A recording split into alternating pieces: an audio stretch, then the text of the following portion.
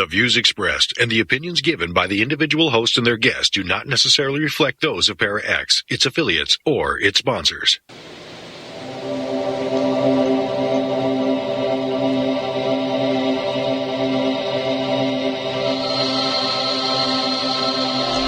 Merry meets and merry part, bright the cheeks and warm the heart. But tread the circle thrice about to keep unwelcome spirits out. Abide within the law you must, in perfect love and perfect trust. Mind the threefold laws you should, 3 times bad and 3 times good. These 8 words the read fulfill, and ye harm none, do what ye will.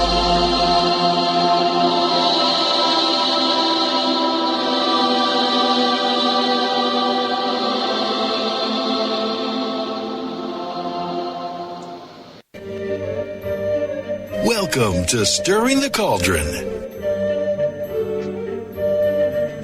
Now, here's your host, Marla Brooks.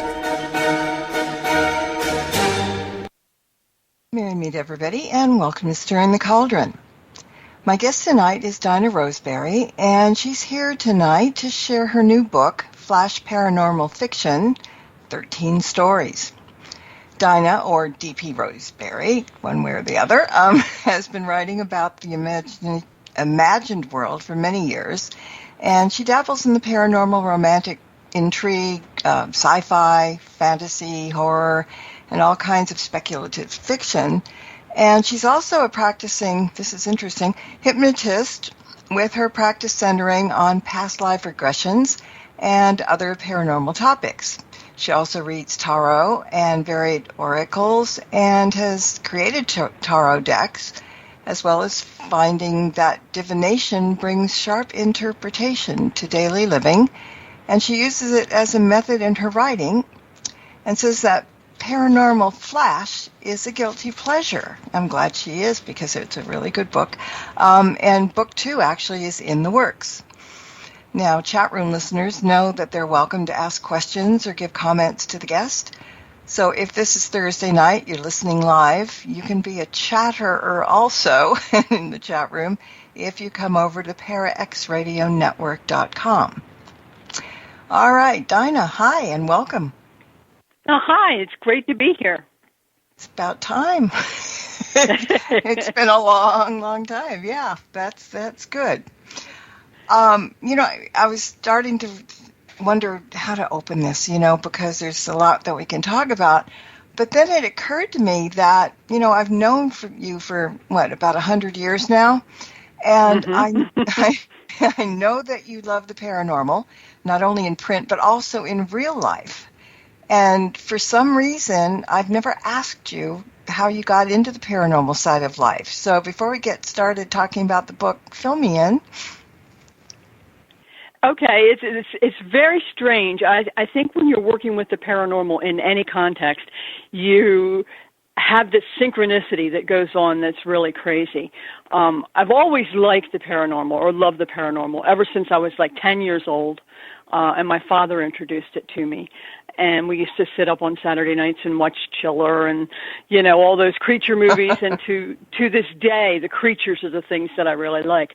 But I've always, I've done other things in my life, and as I have, I've also enjoyed the paranormal.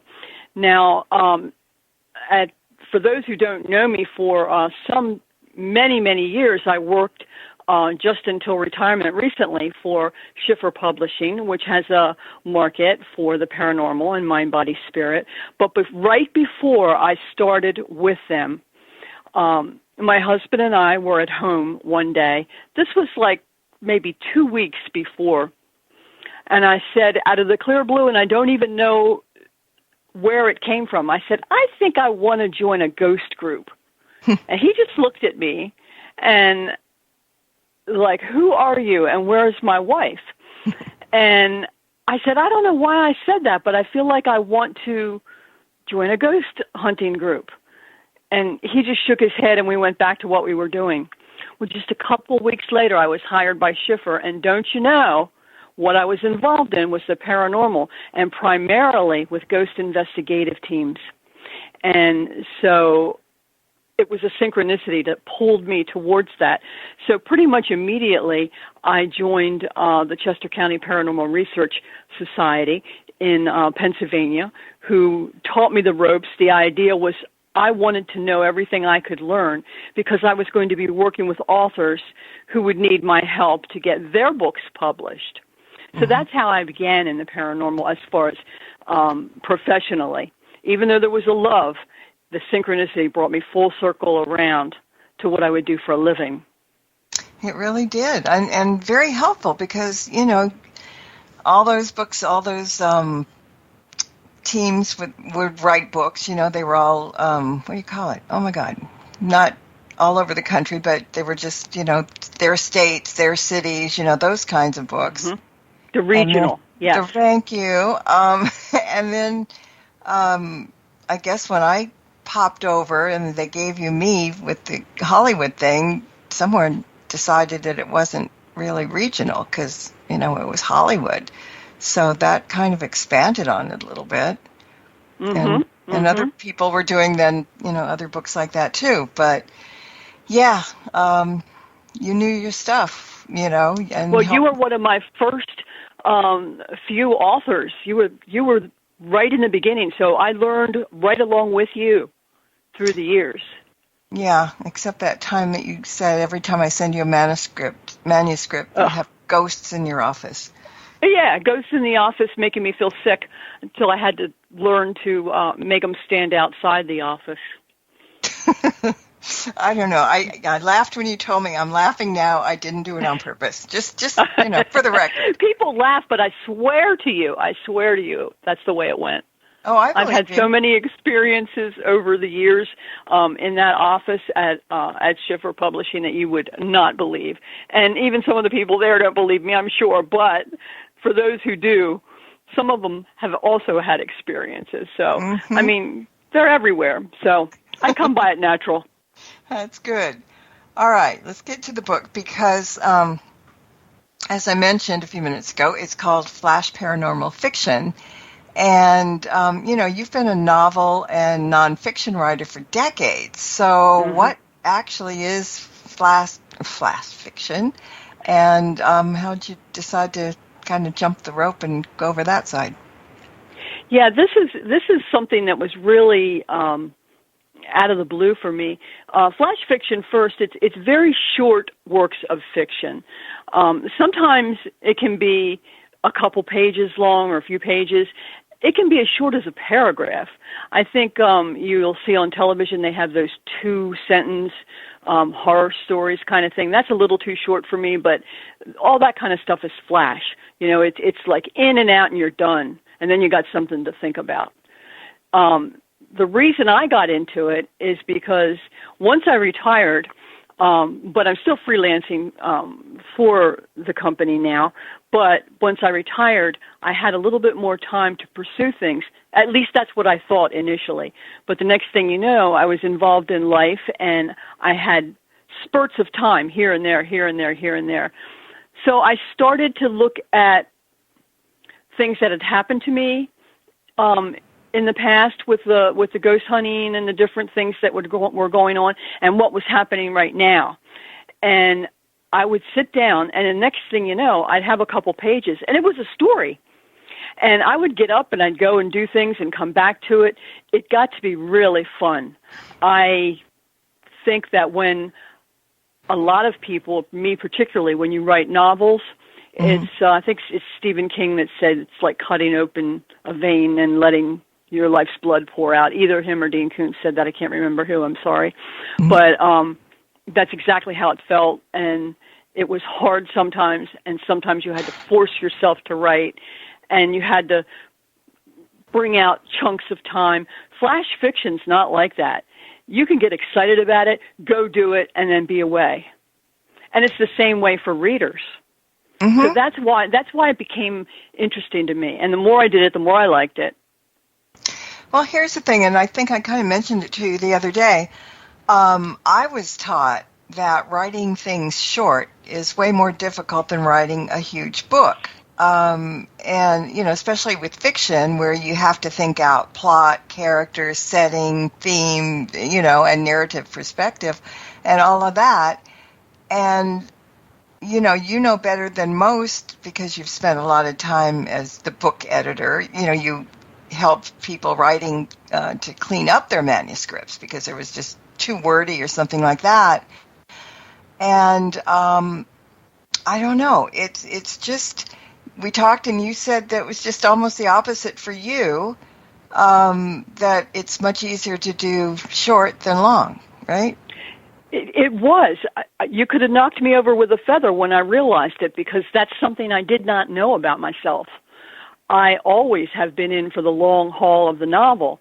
The great American novelist, only it's going to be really scary and filled with creepy monsters, which maybe is not the best way to say the great American novel, but it was. And the fact that I sit down now and can do this flash is it's pretty amazing, and it just comes to me. And I do some channeling and some channeling with writing, and maybe it's some of that, I don't know. But sorry about the dogs in the background. Oh, that's cool. Okay. I have no clue what they're barking at, unless it's Bigfoot out front, which has happened, and I don't need to have that happen again. But at any rate, I sit down, and it relaxes me. Now, who wouldn't want to be able to walk away from a stressful situation, day, work, whatever, and take 5 minutes and either read or write one of these, and only take 5 minutes and come out with a better attitude and a more creative feel to your life, and that's what it does for me. And it you don't get writer's block either because it's just so quick, huh? Yes, I've not had writer's block. Well, I don't get writer's block anyway, but I was taught early on a way to get around that by using the brain. And but even so, yes, you're right. I don't get writer's block from it.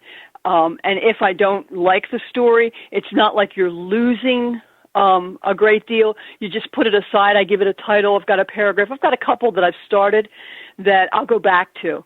And these are easy to go back to. Yeah, well, they can be. And, and that's the thing when you're writing a whole novel. It's going back and editing each chapter several times. I mean, it's so time-consuming because, well, with Collywobbles, that was almost 400 and something pages. And just to keep going back and trying to make it right, it's so time-consuming. If you have, a flash fiction thing or flash anything, it's much easier to just go ahead with it and easier to edit or change and not have to pick up and don't want to do it anymore. Yeah, for me, that's exactly right. And plus, it's fun. And this time of my life, I really want to have some fun with some of this. I'm not giving up on all my other kinds of writing and things like that, but I just have fun with this.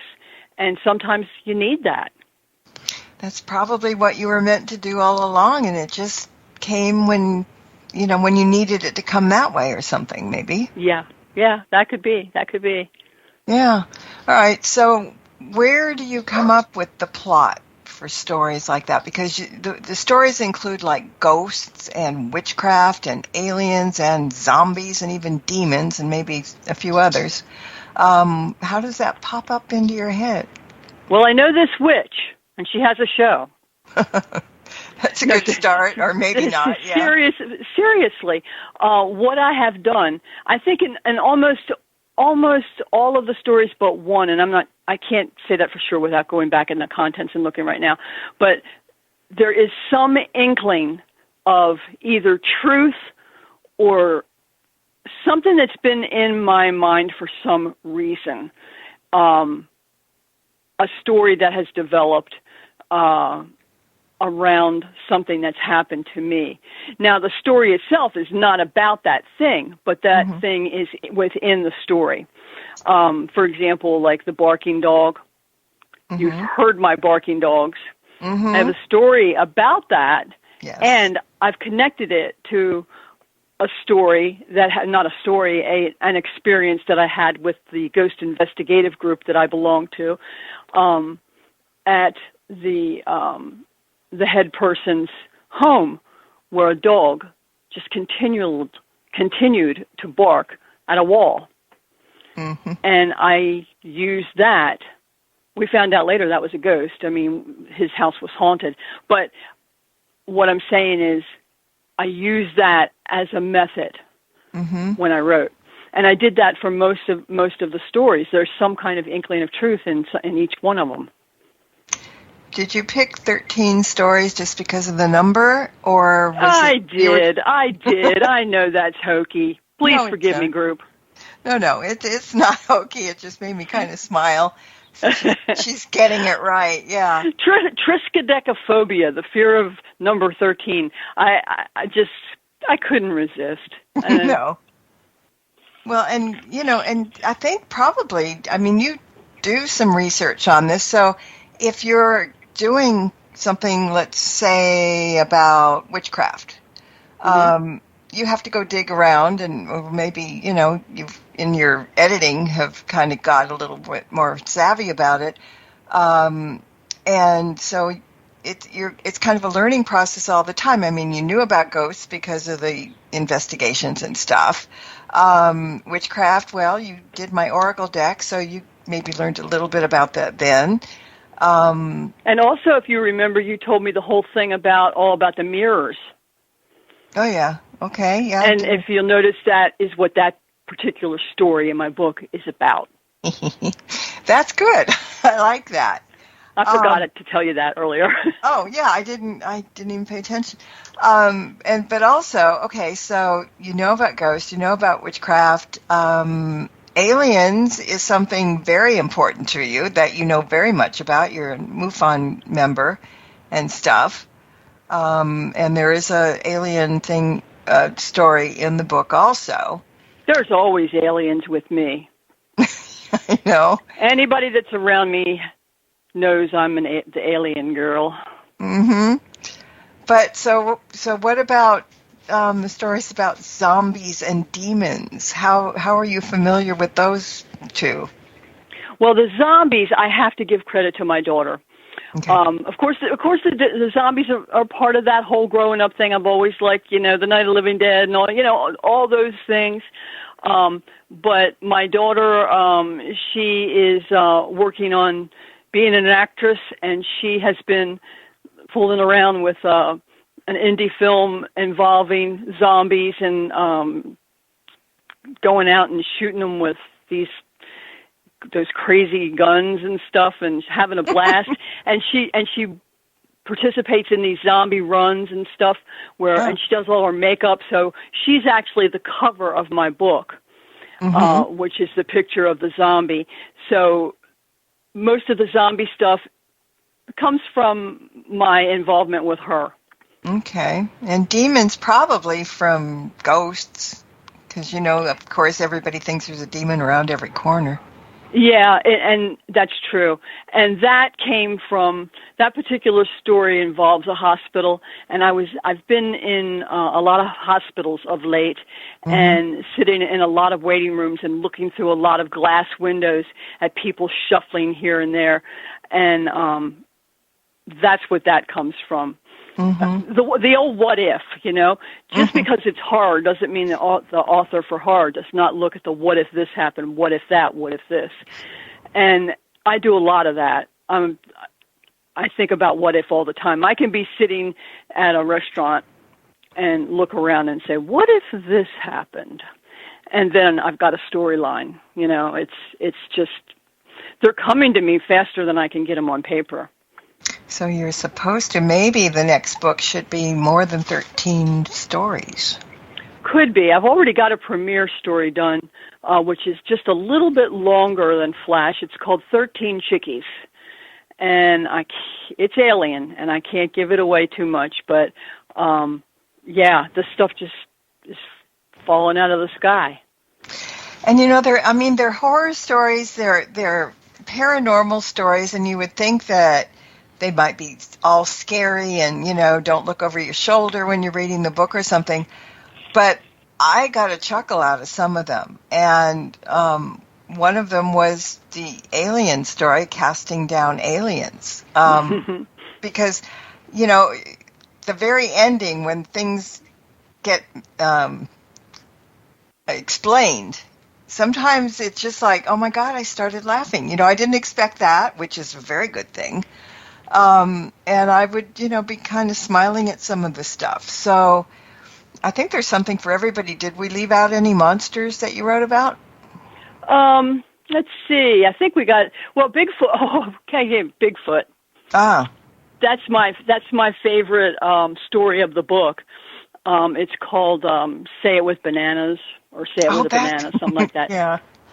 I was going to read that today. I forgot. Yeah.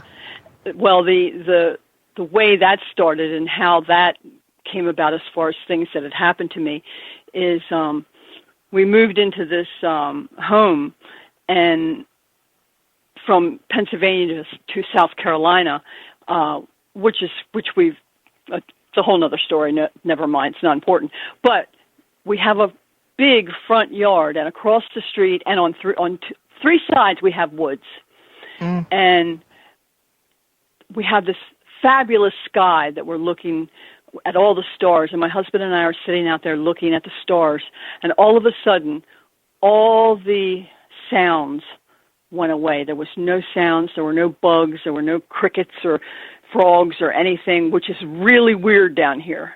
Mm-hmm. And we both just kind of looked over at each other, and it's dark out there, and we wanted it dark so we could see the sky. Mm-hmm.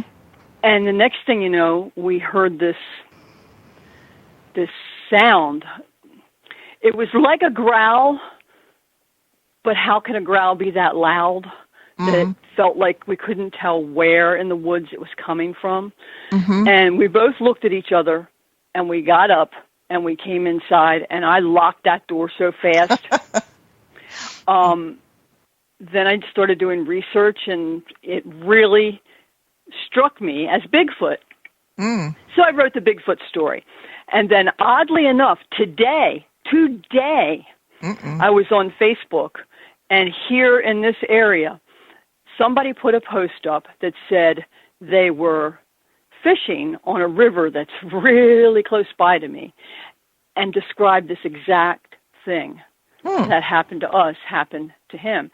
And I started reading all the comments about, you know, what people were thinking. And boy, everybody was talking Bigfoot, Sasquatch, you know, the whole nine yards. Mm-hmm. And I'm like, oh, that's great. You know, so I've got a Bigfoot in the woods here and it's out by my mailbox. Oh, great. So now every single time I go to the mailbox, I'm looking in the woods because what if? Yeah, that would be kind of scary. It is very scary because, you know, it's one thing to be lighthearted and say I've had these things happen to me, and so I can write these stories, and it's got some dark humor and, you know, that kind of stuff. But some of the stuff, sometimes this stuff happens. So what if? And this one is particularly scary. Not that what my story says would happen, but who knows what would.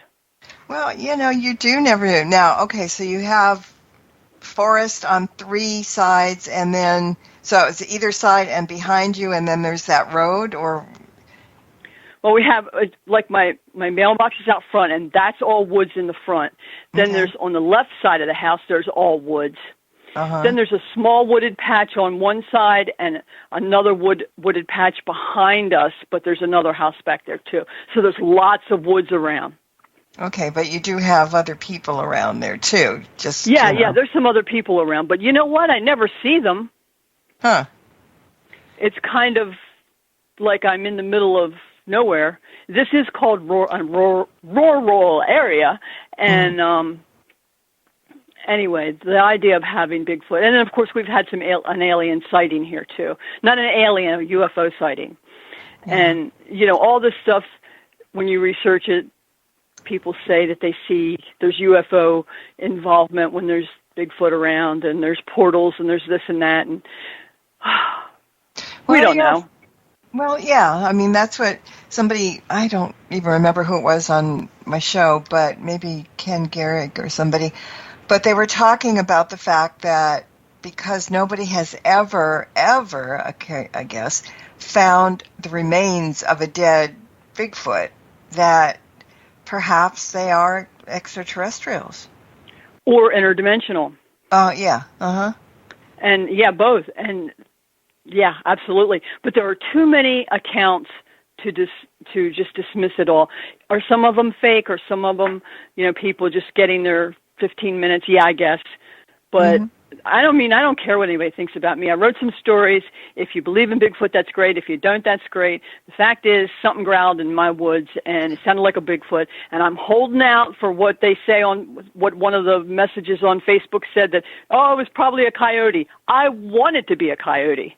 Yeah, that's true. Do you have a fence around the house, like when you let the dogs out and stuff? No. Well, the fence is only in the backyard area. Oh, okay. So in the front where we think we heard it, yeah. No. So you don't have to worry about coyotes and the dogs? No. Okay. Yeah, I don't know. We have coyotes right in this area. You have those things on Facebook that they say your neighbor's neighborhood, and they tell you about they heard some noise, some gunshots, or, dogs are walking down the street or something. But just every day it's like red alert, be careful because we saw a coyote on this street or whatever. And they're coming from, I guess, from the forest. We're right by Angeles National Forest. And, in the middle of the night, sometimes you can hear the coyotes. And this is not a rural area. I mean, this is urban. Are they super loud? Well, I haven't heard them very close by, but, because it is urban. But people just see that they, casually in the middle of the night just walking down the street. And so, everybody wants to say, okay, well, keep your dogs, or, keep an eye out because it's on such and such a block we saw the coyote. So yeah. I guess they come out of the forest for whatever reason. But, yeah, that's why I was asking if, the dogs they can't run out into the forest or anything. Yeah, no, they're definitely house dogs. But, yeah, it's just weird stuff happens around me, and I always think the weirdest because it always turns out to be the weirdest. Well, that makes life more exciting. I guess. But I used to be a little bit more accessible people-wise. Being in a whole new area is not as comfortable having these things happen as it was when things were happening in Pennsylvania. Yeah, that's true. I mean, it takes time to reacclimate, but sometimes you don't. It's like you said, there's people back there, but, not all people are friendly, and you don't often know your own neighbors. So it's, it's not like being in a cul-de-sac and with 20 houses there and, everybody knows block everybody. Parties and stuff, yeah, right. It's not like that at all, no. Well, I think the peace and quiet would be really nice as well. It's fabulous. That I like. It's just that when the dogs go off, yeah, that tends to now, before that never worried me, but now that kind of does. And, but then is it a cat from, we have cats that visit our front porch. Why, I don't know, but they like to sit on our wall. Oh. So it could be, there's a lot of things that it could be. But then there's that one little thing in the back of your head that says, yeah, but what if? And that what if is why you've got all those stories. Without the what if, it would be just kind of not so much fun. And you would have to think a whole lot harder about what you're going to write because it might not jump in your lap. So I think you're in the right place for what you're doing. And like I said, you're doing the second book, which is going to be good. And more probably than 13 stories. But, speaking of stories, nice segue. We're going to take a short break in just about 30 seconds. But when we come back, because I asked Dinah if she wanted to read one of her stories out loud, live, but she had one recorded because she does some voiceover stuff also. So she has a recorded one of the stories. So when we come back, we'll be listening to that. And also, Dinah is going to switch gears towards the end of the show. And for those of you in the chat room, we'll be walking you through an exercise called the Random Things Oracle. And it's really innovative. You know, I didn't even know that till yesterday when you started talking about it. And I think it's really, really neat. So anyway, guys, stay with us, and we'll be back very, very soon. There's more Stirring the Cauldron with Marla Brooks right after these important messages. I was in the hospital with my son for 18 months. When he got injured, I wasn't prepared, but I knew I had to be strong. When I was told about John's injury, I was in complete shock. I just remember rushing into his room and giving him a big hug and letting him know I was there. These veterans and families are just a few of the heroes we serve at Homes for Our Troops. For thousands of severely injured veterans, everyday life is filled with barriers. It was really the little things throughout the house. Counters that you can't roll up to. I had to drag my wheelchair down steps. I want to help, but he is so determined. At Homes for Our Troops, we build specially adapted custom homes with features like wheelchair access, roll-in showers, and automatic door openers that allow them to function independently and focus on their recovery and family. This house is freedom. It's hope. It's a new beginning. This house has given me my family back. To learn more, visit hfotusa.org. Throughout time, events have occurred that have shaped human history. Spirit voices from the past have many stories to tell, and for the past several years, channelers Barry and Connie Strom have been conducting live channeling sessions and relaying those stories and messages from those on the other side. We invite you to tune in to Barry and Connie's new show, Channeling History, on the ParaX Radio Network, every Sunday night at 9 p.m. Eastern, as they relay the messages of those voices from the past, the ones who have witnessed history firsthand, and those who have made history themselves.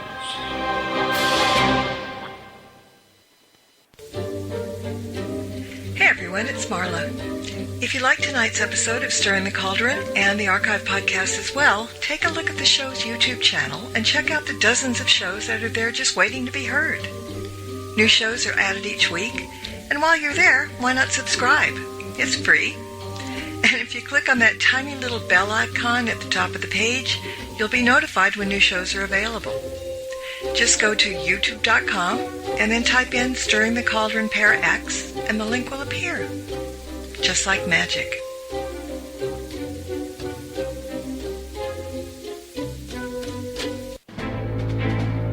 Welcome back to Stirring the Cauldron. Once again, here's your host, Marla Brooks.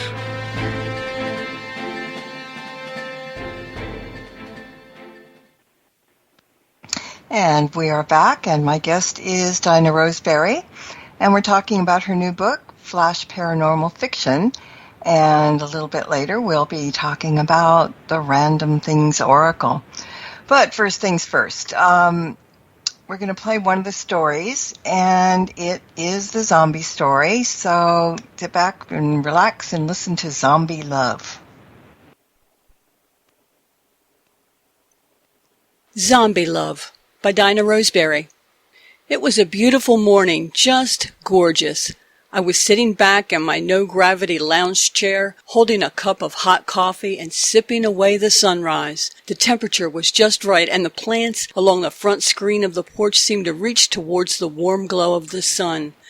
This was a day that made all other days worth dealing with. It whispered relaxation and creativity. The only thing I couldn't get my mind around on this glorious day was the zombie that was trying to open the latch on the screen door. I'd been watching it for a good 10 minutes or so, just as it was watching me drink my coffee. My question, where the hell had this thing come from, and why was it ruining my perfectly quiet morning? This one I was looking at was none too bright. It could easily punch through the screen, but instead it fiddled with the sliding lock. I'd heard about these things, a bit short on brains they were. But then again, who knew? Maybe it thought I was stupid for drinking coffee. I'd thought that 1 or 2 times myself. Just then I heard a voice. "Hey, man, what's that you got there trying to get into your house?" It was my neighbor, Monroe. We were pretty close on most days. "Guts me a zombie, methinks," I replied after a nice long swig of coffee. Monroe, standing back from the door, but still close enough to talk through the screen, continued. "What you gonna do when it figures out the door?" Then he yawned. Good point," I said with a nod. "Guess I better go get the gun so I can take care of business if I need to." Monroe was nodding as well. "Terrible way to spend this beautiful morning, though. Still, zombies are nothing to mess with, so I heard." "Maybe wait a little while, though," I said. "It's too nice out to make things all blood and guts. We got time." "I hear you," answered Monroe. Then suddenly another voice erupted through the morning. "Out of the way, boys!" At that point, a woman and a teenage girl raised rifles and blew holes in the zombie's head. The thing fell like a rock. Both Monroe and I jumped back to keep from getting muck on our clothes. I'd had to roll out of my chair and I spilled my coffee. "Damn women!" I yelled out. "Know just how to ruin a morning." I see, it's cute. I mean, it's just, you don't know where it's going, and you probably can't figure it out. You know, it's not one of those things that you have so many clues when you're reading it that you think you know what the out. And this is one of them, right?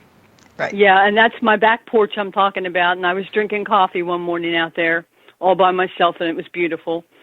And I was doing the old what if thing. I think we always do the what if things, but, you know, we kind of take away when they're what if icky things. You know, I mean, it comes into your head and all of a sudden, oh, no, never mind. I'm not going to think that way anymore because, you know, I might attract something, you know, that kind of don't thing. Tell me that. I don't want to think about that. Well, no, you haven't. You're all right with that. It's okay. It's not going to be a big deal.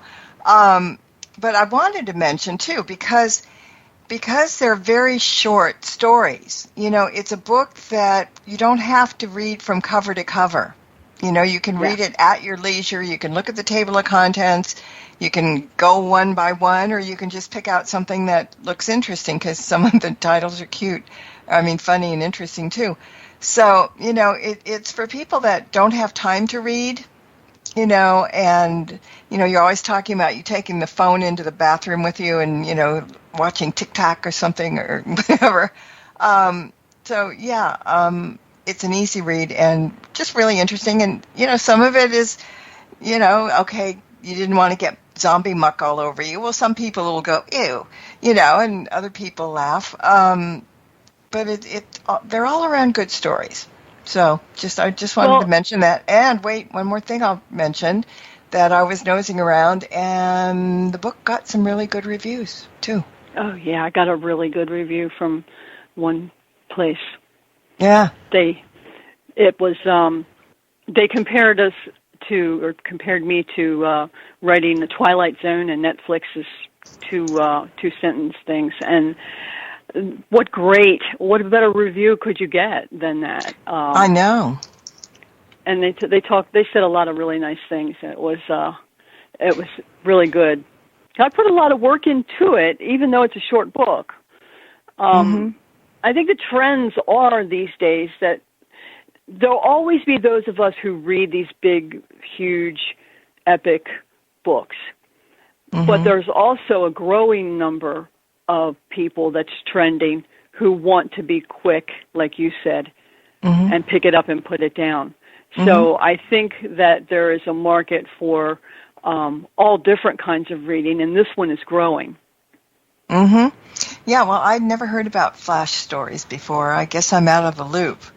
But they're really good. And well, the hard part about the flash stories, when I was trying to look through them, was that, you know, everybody who is writing flash doesn't write horror flash like this. Right. They write all kinds of stuff, you know, like mainline or main fiction and literary stuff, and and you have to search for it. And that, I guess I should have mentioned that earlier when you asked what reason, what got me into it. I couldn't find enough of what I wanted to read in one place. You had to search for it. Mm-hmm. So I'm like, why not in one place? Let me just make this. Mm-hmm. Yeah. And I bet you were really certain that you could do it successfully before you started. I didn't even think about that. I just wanted to do it. It wasn't until after I'd finished it that I thought that I didn't really write it for anyone, I should say. I kind of wrote it for myself. Okay. And yet at the same time, I don't know. It's hard to explain, but I didn't set out to do what I did, but I did it. Good. And you're doing it again. Yeah. And comment in the chat room says, I like the twist ending. Very funny, original. Thank you. Mm-hmm. And they are. Like I said, some of them, it builds and builds and it's, oh my God, this is going to be bad. Something bad's going to happen or whatever. And then all of a sudden it turns into something that you don't think about and, didn't pay any attention, and all of a sudden you're reading it and it's got, oh my God, this is neat, and so. Yeah, couldn't happen to a nicer guy, Yeah, there you go. It's kind of amazing. So if we run out of time doing the other thing, why don't you tell everybody where your books can be and where they can, find all the stuff that you're doing? Okay. If you go to my website, it's www.roseberrybooks.com, and Roseberry is Roseberry, roseberrybooks.com. And if you click on New Books for 2023, that's the primary one there. There's also a few other ones that I have that are fictional. One is about creatures from the inner earth. Then there's a police whodunit kind of thing. Finally, I have another one out from it's called Time Will Tell, and it's a young adult fantasy kind of thing, which it's very fast page turner and a lot of fun. That one is also brought in formats that have the ability for people who are dyslexic. So the fonts are for that. It's from Dreampunk Press, and that's a lot of fun. That story. It's for young adult, but people of any age can read it. But it just can go down to the younger people as well. I'm looking for reviewers. Anybody who wants to review some of my stuff. I would love to have that. You get a free copy of the book. These are all ebooks. You get them directly from my website. They are not on Amazon or Barnes & Noble. They are you can only get them from my website. Mm-hmm. Well, that's a good deal. So it's roseberrybooks.com. All right, good. What was I going to say? Something really important. I'm sure it was really, really important. And now I don't remember what it is. Well, hopefully I will remember sooner than later. But let's jump the thing. Oh, and also on the website, it's also about the hypnosis past and future readings as well. Mm-hmm. So, there's information there about that. All right. So, let's talk about the Random Things Oracle, because, I looked at it when I saw it written down, and I thought, what the hell is that? She's just getting random Oracle decks and doing reading. It didn't make sense to me, but now it makes perfect sense, and it's a really good idea. And anybody in the chat room can wave your hand, and we'll do a little short one for you. But explain what it is first. Okay, first, if anybody's looking for an actual Oriole, listen to me, I'm thinking cookies, an Oracle deck, it's not a deck because this is something that comes from each person. So there's nothing physical that you're going to hold in your hands particularly. The light beings who are channeling through me have been pushing me to a book, but I haven't started it. There's nothing written on paper yet. It's just something that I've been doing that I find that's a lot of fun. and helpful. I didn't believe how helpful it's going to be. There's a sample both on my website and also on Roseberry Books and More YouTube. That's my YouTube channel. Please subscribe. I've got like 5 subscribers or something, because I never advertise it. At any rate, what it is I have, I'll use myself as an example. I went around my house. I picked up 3 random things. One was a picture, a photograph of my dog on a messed up couch. I've got a picture of a ceiling fan. I've got a little candy dish that's a mummy. Those were 3 things. Any 3 things you can think of, and then a topic. So the topic might be career. So then what you do is you read those things and you apply those things to your life. For example, the picture of my dog is on a couch. There's blankets all over the place. There's a couple flannel shirts laying on the couch. It looks a mess. That shows clutter. So it tells us that in your work life you may be cluttered.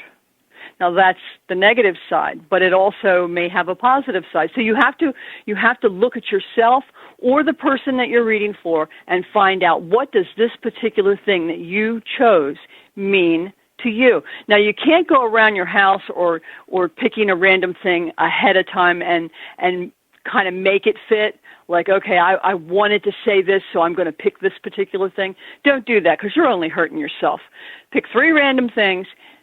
Pick your topic, and then we'll give you a sample. Marla and I are going to brainstorm how it's going to go. Now, we've never done this before with a group or brainstorming it this way, but we're going to try.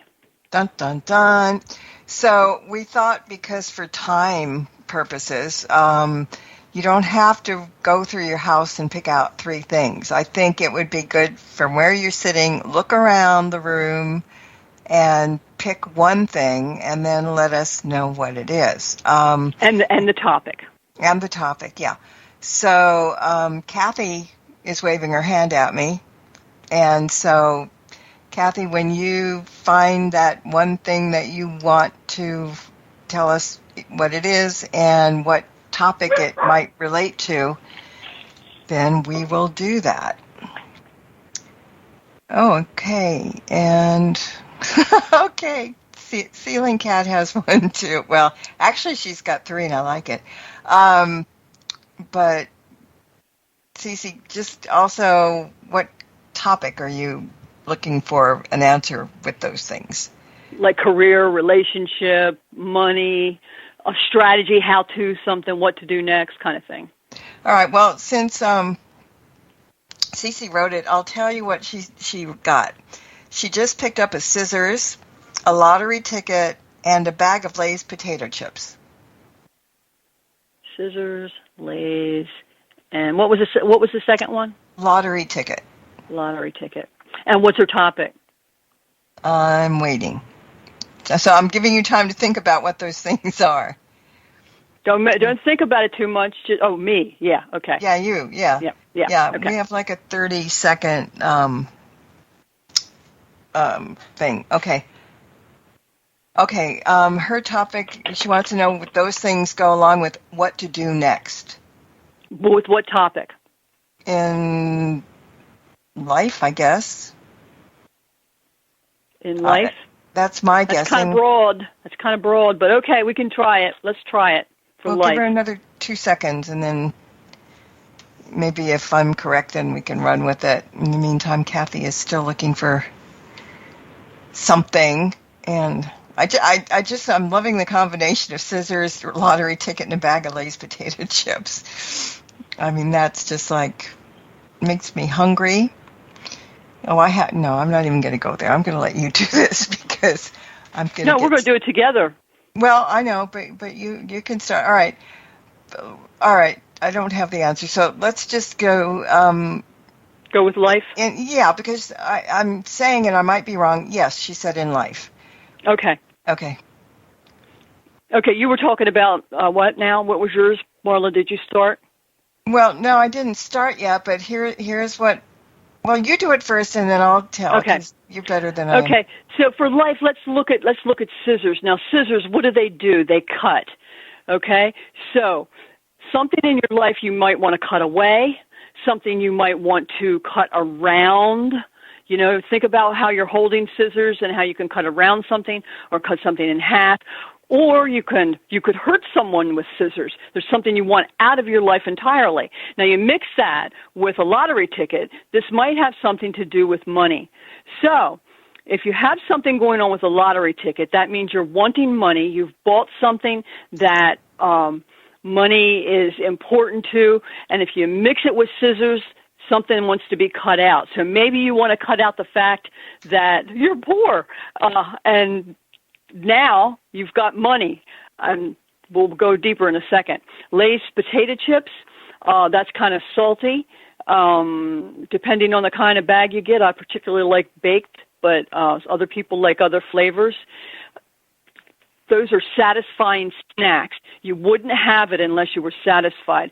So whatever it is that you want to cut out of your life, and whatever it is that has to do with the money portion of that, seems to be like a really good thing for you. Okay, yeah, that was kind of what I was thinking too. I mean, the scissors, because you know this better than I do, but the scissors meaning cutting. Lottery ticket means, hopefully, if you're a pessimist, it's going to be, you're going to lose money on the lottery. Or if you're, somebody that has a positive attitude, then you might think that, yeah, it's good. It's money coming in my way. And again, bag of potato chips, comfort food. Yeah, so that's pretty much the same thing. Ask her, what does she say? She will. What she needs to do now is to look at those three things and say, what do scissors mean to me? Because it could be that when she's looking at them, see, we don't know anything about her life at this moment. Mm-hmm. So we look at it and we see cutting away.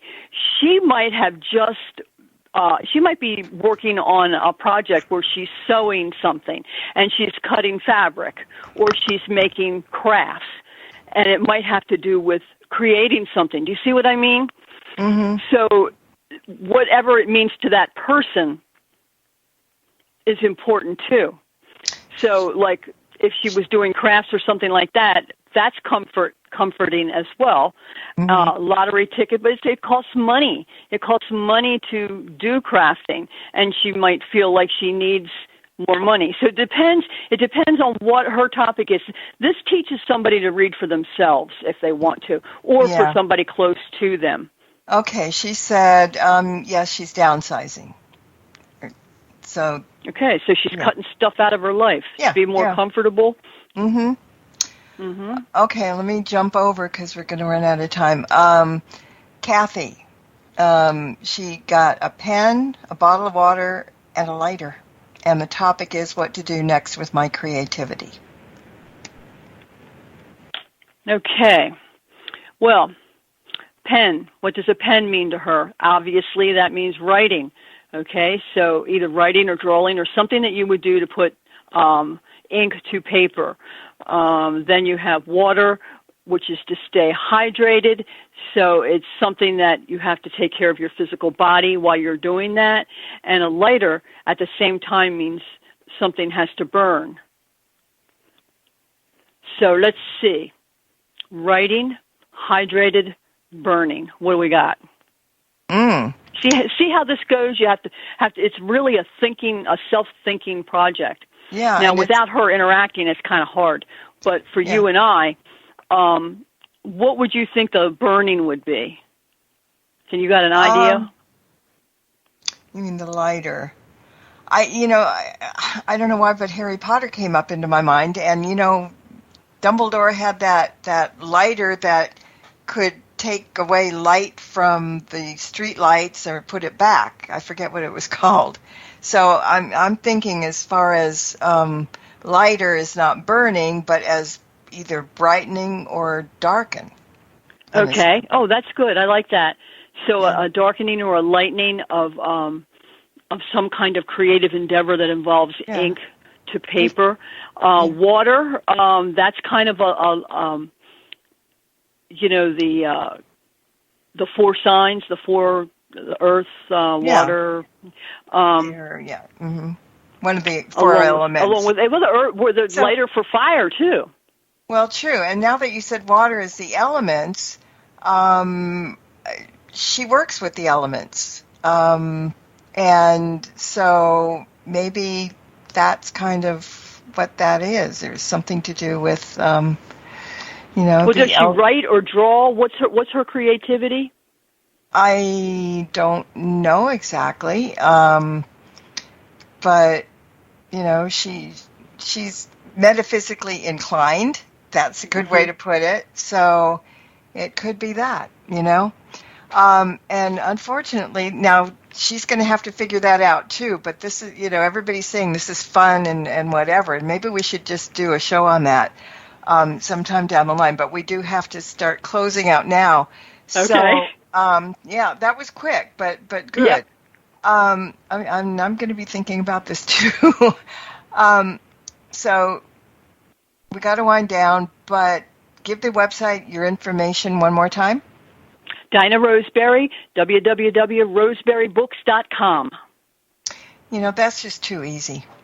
And like I said, there's lots of interesting stuff there. I mean, there's books, there's readings there, and give the the YouTube channel, because there's a little video about this. How to do it. I put it on my website too, but it's YouTube at Roseberry Books and more. Okay, and then you can get more information because she did the thing with the dog and the cat. I mean the dog on the thing, and she explains it better than we really had time to do. But okay, Ceiling Cat said, Cece said, water is emotions also. Good. Yes. See, this is good. I mean, it would be, it makes us all think. Yes, and, sometimes we don't do that very well. But yes, I guess, wait a minute, a show in this would be great. Yeah, okay, so we'll plan to do that one day. Okay, sounds good. Because it's, it's making me think, and instead of, just going da-da-da-da-da, because there's so many different ways to read this stuff and everything, so it makes good sense. All right, so thank you, Dinah, very much. It was a quick hour that went by really fast. Yes, thank you for having me.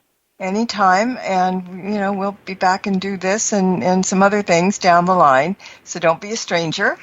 I won't, and thanks, Sarge, for producing. Yes, thank you, Sarge. And thank everybody for listening in also. And until next time, everybody, blessed be, and merry meet again. Good night. This has been another edition of Stirring the Cauldron with Marla Brooks. Be sure to tune in next week at the same time for another great guest and more fun. Any rebroadcast or other use of this program without permission is strictly prohibited. Copyright 2009.